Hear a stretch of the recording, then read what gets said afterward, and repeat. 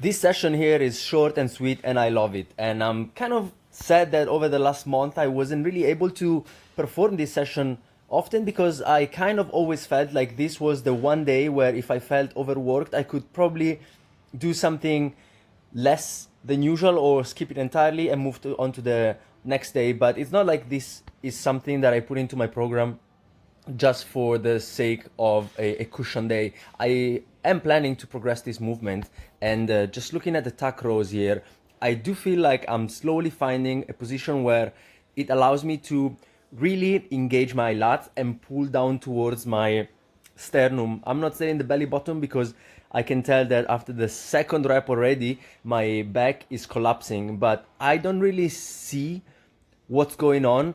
I can only feel that my lats are still engaged.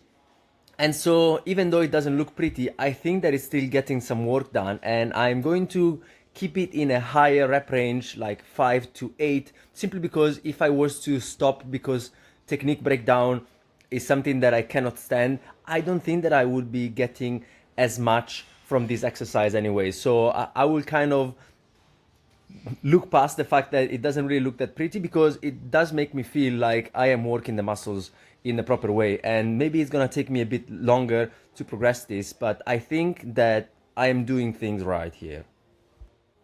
And something similar could also be said about the dumbbell swings here.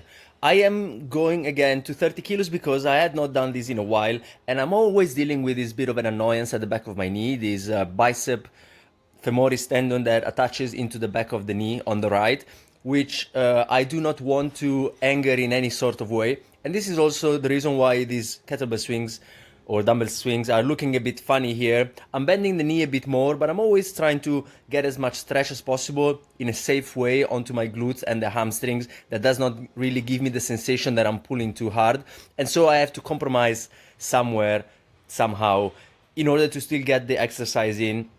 And I was using 30 kilos because I don't want to go too heavy for the same reason. Don't want to overload unnecessarily the tendon, and I still want to get a nice exercise in, which allows me to explosively contract and full extend my hip. I really feel it in my glutes. As I'm building up reps, I'm going higher reps, and hopefully if the back of the knee is not really giving me much issue in the future, and I'm thinking about Nordic curls, I have to be really careful with those, I might be progressing the weight on the kettlebell swings and also using a better form on in terms of knee flexion, which is probably a bit more than how it should be for it to be optimal.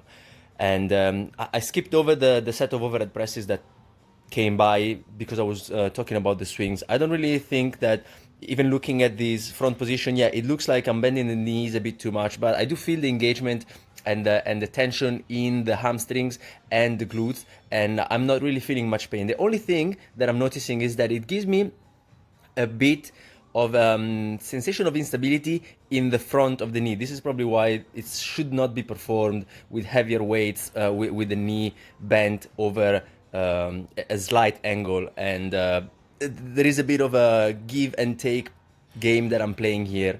And this is the reason why I have not been going over 30 kilos at the moment, because I'm trying to really get that tendon in the back of the leg healed before I do that. Now, quick talk about the overhead presses.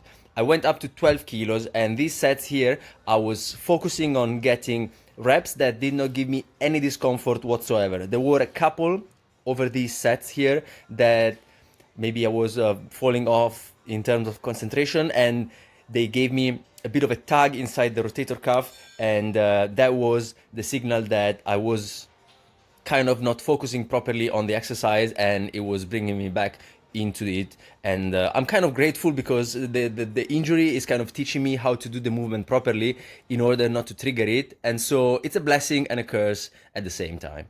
Ciao.